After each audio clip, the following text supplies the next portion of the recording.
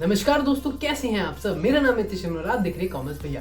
तो लेके आ गया मैं आप लोगों के लिए business studies board preparation series की फिफ्थ वीडियो मतलब फिफ्थ चैप्टर। तो हम लोग स्टार्ट करेंगे आज हमारा बहुत बड़ा चैप्टर जिसका कि नाम है प्लानिंग के बाद आने वाला ऑर्गेनाइजिंग, मतलब कि आपका POSDC में से O वाला चैप्टर, जो कि चैप्टर है हमारा फिफ्थ, लेकिन बहुत बड़ा यार, लिटरली में बहुत बड़ा होने वाला है।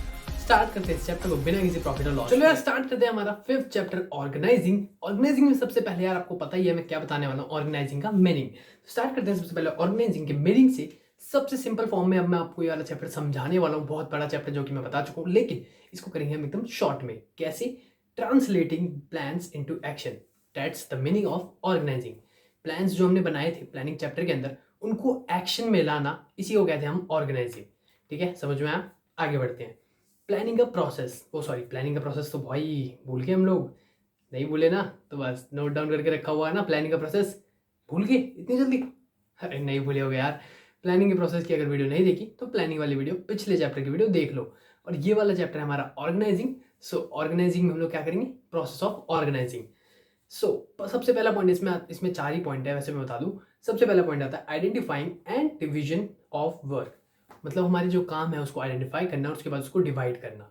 ठीक है। सेकेंड पॉइंट डिपार्टमेंटलाइजेशन, मतलब डिपार्टमेंट्स बना देना। हम लोगों को जो काम करना है उसके डिपार्टमेंट्स बना देना अलग अलग, कि department A department B divide कर देना है। डिवाइड करेंगे तो डिपार्टमेंट भी बनेंगे। ठीक है। उसके बाद आता है हमारा असाइनमेंट ऑफ ड्यूटीज। डिपार्टमेंट बन गए, उनके बाद उन सब डिपार्टमेंट्स को उनकी ड्यूटीज को असाइन कर देना। Fourth point establishing reporting relationships, मतलब रिलेशनशिप को रिपोर्ट करना, जितने भी मतलब हमारे एस्टेब्लिश करना रिपोर्टिंग रिलेशनशिप्स को। ठीक है। जितने भी मतलब हमने बनाए हैं अपने डिपार्टमेंट्स, उनको कैसे रिपोर्ट करना है, उनको मतलब क्या करना है, सब कुछ बताना। सब कुछ जितना भी आया साइन कर दी ड्यूटी, उसके बाद बोलना है कि आपको रिपोर्ट करना है इस टाइम तक, सबको बताना है। आगे देखते हैं। आगे आता है हमारा इंपॉर्टेंस। इंपॉर्टेंस के अंदर अब क्या क्या आती है हमारी इंपॉर्टेंस ऑफ ऑर्गेनाइजिंग के अंदर। सबसे पहले बेनिफिट ऑफ स्पेशलाइजेशन, मतलब स्पेशलाइजेशन होती है तो उसका बहुत ज़्यादा बेनिफिट मिलता है ऑर्गेनाइजिंग के अंदर। ठीक है। Second point clarity in working relationships. Working relationship जितनी भी होती है उनके अंदर बहुत ज़्यादा क्लैरिटी हो जाती है अगर हम लोग ऑर्गेनाइज करके काम को अच्छे से कर रहे हैं। थर्ड पॉइंट आता है हमारा इफेक्टिव एडमिनिस्ट्रेशन। एडमिनिस्ट्रेशन जो होती है, मतलब जितना भी वर्किंग, जो भी लोग काम कर रहे हैं ऊपर से नीचे तक, जितनी भी हमारी वर्किंग की वो है, मतलब भाई ऊपर से लेकर स्केलर चेन जिसको हम कहते हैं, जो भी हमारी चेन वगैरह है सब कुछ अच्छे से काम कर रही है। सुपीरियर से लेकर सबॉर्डिनेट तक सब लोग के अंदर अच्छे से काम हो रहा है, इफेक्टिव काम हो रहा है। So effective administration. Fourth point आता है हमारा optimum utilisation of resources. Optimum utilisation of resources का क्या मतलब है? रिसोर्सेज अगर हम लोग ऐसे ही उठा के यूज़ करने लग जाएंगे ना सारे रिसोर्सेज को, तो भाई सही बता रहा हूँ, मतलब हमारी कुछ भी नहीं होना है। लेकिन अच्छे से ऑर्गेनाइज करके रखेंगे और अच्छे से सारा काम करेंगे ना, तो हमारा जो रिसोर्सेज है उनका ऑप्टिमम यूटिलाइजेशन होएगा, मतलब अच्छे से यूटिलाइज होंगे, प्रॉपरली यूटिलाइज होंगे। फिफ्थ पॉइंट आया था हमारा expansion of growth, expansion and growth. So expansion and growth मतलब एक्सपैंड कर देना बिजनेस को और ग्रोथ करना ऑर्गेनाइजिंग की हेल्प से। Adaptation to change. ठीक है। चेंज की तरफ अडेप्ट करना, चेंज जितना भी आ रहा है मार्केट के अंदर उसकी तरफ अडेप्ट करना। ऑर्गेनाइज करके रखेंगे तो अच्छे से हम लोग चेंज की तरफ अडेप्ट कर पाएंगे। ठीक है। अब इसके बाद आता है हमारा topic organisational structure. Organisational structure का क्या मतलब होता है?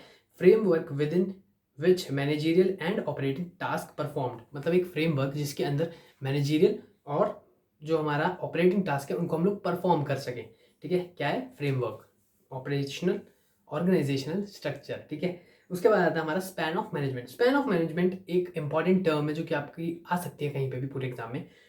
Give shape to organisational structure determines level of management.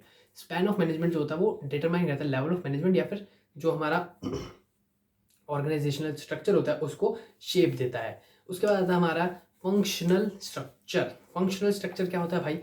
Formed by grouping of jobs of similar nature according to functions. अब मान लो हमारा फंक्शनल नेचर में अगर सिंपल लूँ तो एक मैनेजिंग डायरेक्टर है, उसके अंदर हम लोगों ने 4 मैनेजर्स को बैठा दिया, लाइक हमारा financial manager, production manager and accounting manager और मार्केटिंग मैनेजर। इन 4 मैनेजर्स को बैठा दिया तो इसको हम कहेंगे फंक्शनल स्ट्रक्चर। ठीक है।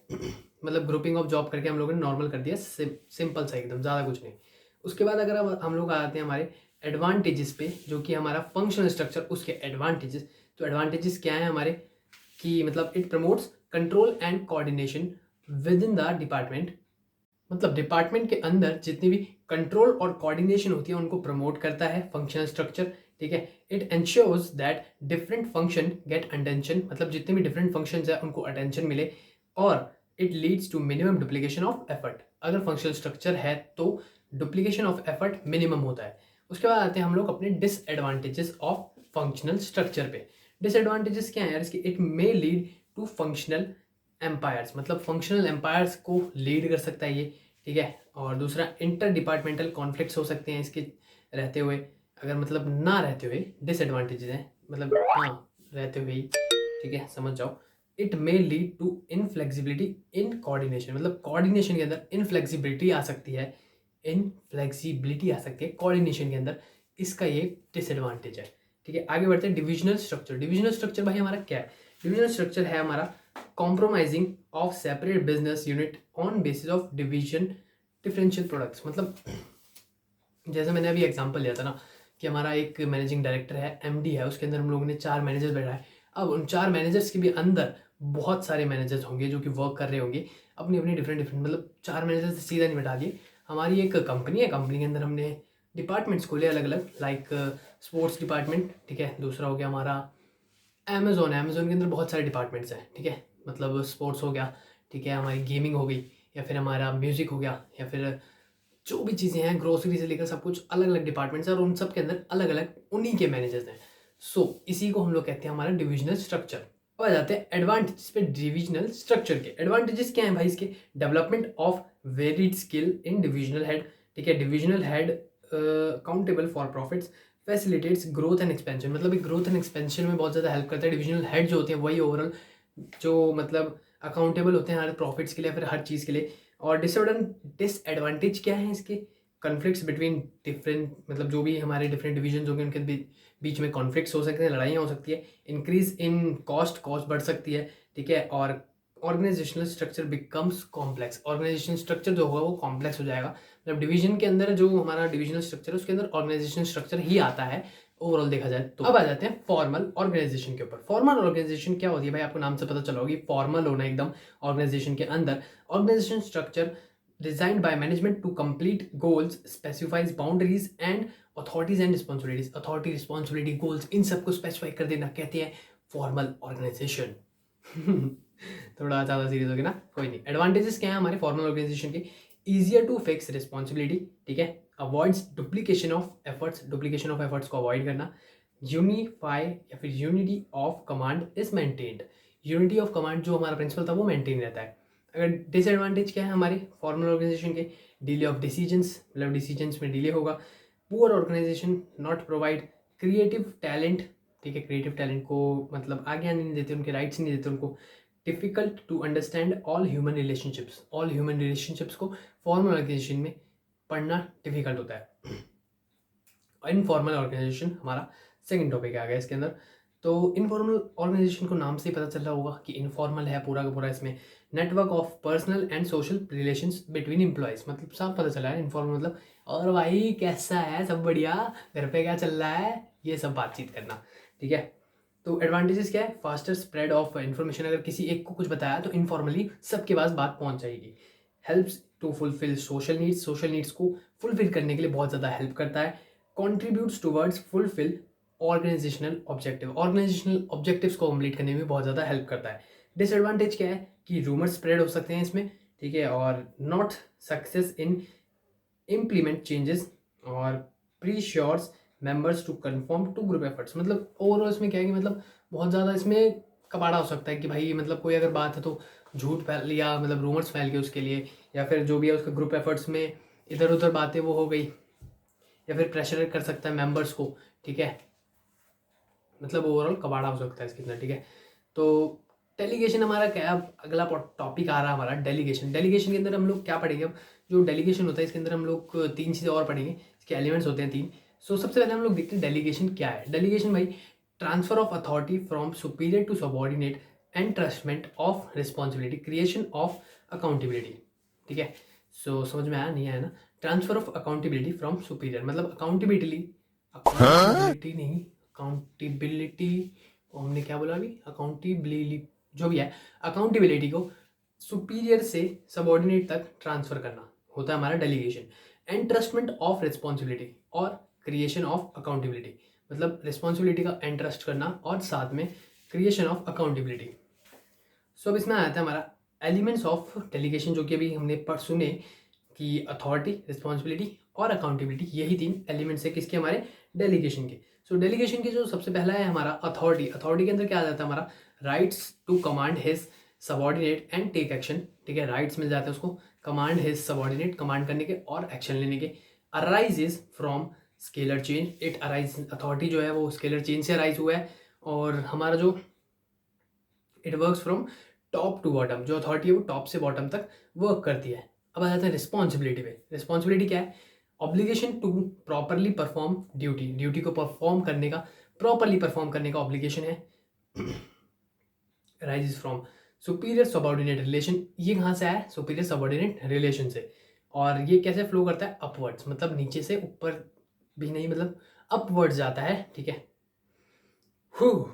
आगे आ जाते हैं अकाउंटेबिलिटी। अकाउंटेबिलिटी हमारा क्या, answerable for final outcome of task. Accountability मतलब फाइनल आउटकम ऑफ टास्क, मतलब जो हमारा फाइनल रिजल्ट आएगा उसके लिए हम लोग को आंसरेबल होना। अराइजेस फ्रॉम रिस्पॉन्सिबिलिटी, रिस्पॉन्सिबिलिटी कहाँ से आई थी, सबॉर्डिनेट सुपीरियर के रिलेशन से, और ये कहाँ से, ये रिस्पॉन्सिबिलिटी से। और उसके बाद आते हैं हम लोग हमारा जो इसको फ्लो कैसे करती है। अब ये भी पहला वाला कर रहा था हमारा जो अथॉरिटी था वो कर रहा था हमारा टॉप से बॉटम, दूसरा वाला जो रिस्पॉन्सिबिलिटी था वो कर रहा था अपवर्ड, तो ये भी कर रहा है, ये कहाँ से अराइज हुआ है, रिस्पॉन्सिबिलिटी, तो ये भी क्या करेगा, अपवर्ड फ्लो करेगा, ठीक है। अगला आता है हमारा principle of delegation. Principle of delegation क्या है भाई हमारे, for effective delegation authority granted must be, क्या लिखा है, कंपनसेट, कमंसुरेट, बहुत अजीब सा वर्ड है, कमंसुरेट विद असाइंड रिस्पॉन्सिबिलिटी। मतलब इसका मैं एक पूरा वो बताऊँ ना, तो इफेक्टिव डेलीगेशन के लिए अथॉरिटी ग्रांटेड मस्ट बी, मतलब इक्वल होनी चाहिए अथॉरिटी ग्रांटेड विद असाइनमेंट, जितना भी रिस्पॉन्सिबिलिटी मिलती है ना उसके हिसाब से अथॉरिटी देनी चाहिए। अगर ऐसा नहीं होगा तो बहुत गलत होएगा, इसलिए इसको प्रिंसिपल बना रखा है डेलीगेशन का, ठीक है। अगला आता है हमारा delegation does not mean एडिकेशन। Abdication मतलब भाई डेलीगेशन जो है ना वो एब्डिकेशन को मीन नहीं करता है। एब्डिकेशन मतलब एक वर्ड होता है, ठीक है। सो एब्डिकेशन को मीन नहीं करता है, जो भी मतलब डेलीगेशन है हमारा। The authority granted to subordinate take back and redelegate to another, जो हमारा क्या है, पर्सन। मतलब भाई ये जो प्रिंसिपल्स है ना डेलीगेशन के बहुत ही गंदे हैं, मतलब आते होते हैं नहीं भाई, मतलब मैं दे रखे हैं चैप्टर के अंदर और बहुत गंदे हैं जो भी कहूँ मैं, ठीक है। 3 ही प्रिंसिपल्स हैं, authority granted to subordinate, take back and redelegate to another person. मतलब अथॉरिटी ग्रांटेड जो है सबॉर्डिनेट को वापस लो और दूसरे को दे दो, that's it. Importance of delegation last topic है हमारा, ठीक है।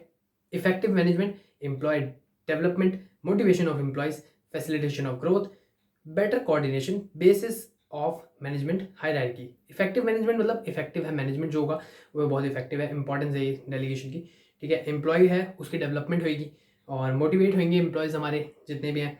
फैसिलिटेशन ऑफ ग्रोथ, ग्रोथ में बहुत ज़्यादा हेल्प होएगी, फैसिलिटेट होंगे। और बेटर कोऑर्डिनेशन होएगा, बेसिस ऑफ मैनेजमेंट हायरार्की होएगी। सो देखते हैं कि ये चैप्टर ख़त्म हुआ या नहीं हुआ, क्या इसके बाद अब जैसे ही मैं पेज पलटूंगा तो कुछ और भी आएगा, देख लेते हैं एक बार।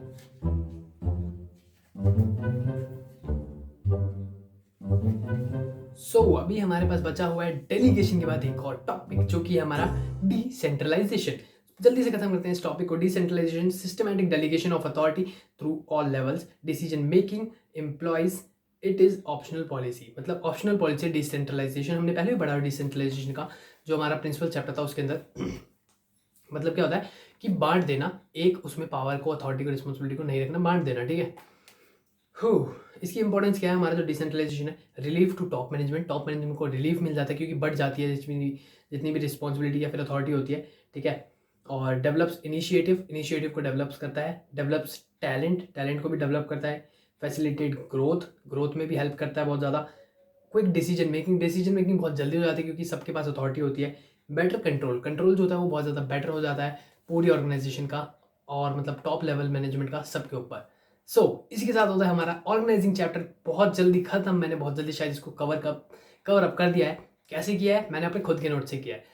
अगर यार आप लोग नोट्स बनाना भूल जाते हो और आप लोग कहते हो भैया जी हमको नोट्स बनाई चाहिए, तो आप लोग मेरे को कॉन्टैक्ट कर सकते हो मेरी जितने भी सोशल मीडिया हैंडल्स हैं उनके थ्रू। डिस्क्रिप्शन में दे रखे हैं मैंने सारे सोशल मीडिया हैंडल्स, तो नीचे जाओ, थोड़ा सा कष्ट करो, एक जो यहाँ पे ऐसे करके ट्रायंगल, उल्टा ट्रायंगल बनना आ रहा होगा, उस पर क्लिक कर दो, डिस्क्रिप्शन बॉक्स खुल जाएगा और डिस्क्रिप्शन बॉक्स में से देख लो कि आपको क्या चाहिए, कहाँ आपको मैसेज कर सकते हो, इंस्टाग्राम पे कर सकते हो या फिर आप इंस्टाग्राम पे कॉमर्स भैया ऑफिशियल पे जाके मेरे को मैसेज जरूर कर सकते हो। तो चलते हैं इस वीडियो के साथ। Thank you, tata, bye bye.